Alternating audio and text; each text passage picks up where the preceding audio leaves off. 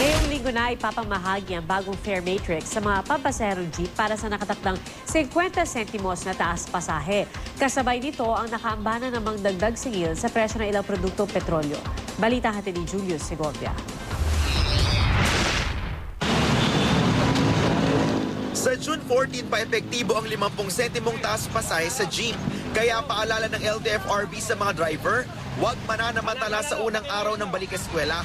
Ngayong linggo pa lang kasi ipamamahagi ang fare matrix na batayan ng mga pasahero para sa bagong pasahe na 8 pesos and 50 centavos. Pwedeng ireklamo sa LTFRB ang mga driver na lalabag. Oras na maging epektibo ang taas pasahe. Dapat pa rin bigyan ng 20% discount ang mga estudyante, senior citizen at mga may kapansanan. Libre naman ang mga batang hindi aabot ng 1 metro ang taas. Ang grupong Pisto naman, hindi kontento sa 50 sentimong dagdag sa pasahe. Kaya naman tuloy pa rin ang kanilang protesta bukas. Dapat na rin daw pagbigyan ang hiling nilang 6 na pisong diskwento sa petrolyo.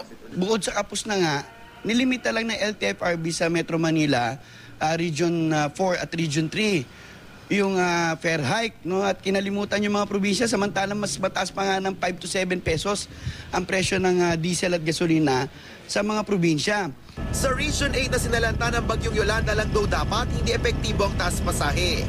Pero para sa isang grupo ng mga commuter, hindi katanggap-tanggap ang inaprobahang taas pasahe, lalo't wala pa naman daw sa 45 peso level ang kada litro ng diesel. Hindi rin daw nagbabago ang kalidad ng serbisyo ng mga tsuper. Kahit kailan kaming sumakay sa mga pampublikong jeep, hindi maaaring hindi ka mabasa kung tagulan. Hindi rin tumaas ang kalidad ng safety. Napakarami na nating nakikita na mga didisgrasya na jeep. Pinag-iisipan ngayon ng grupo ng mga pasahero kung paano lalabanan ng taas pasahe. Tinitingnan namin kung saan kami pwedeng makipag-usap o kailangan mag-petition kami, kung kailangan kami sa Supreme Court, magpa-TRO. Samantala, posible namang tumaas ang presyo ng ilang produktong petrolyo ngayong linggo.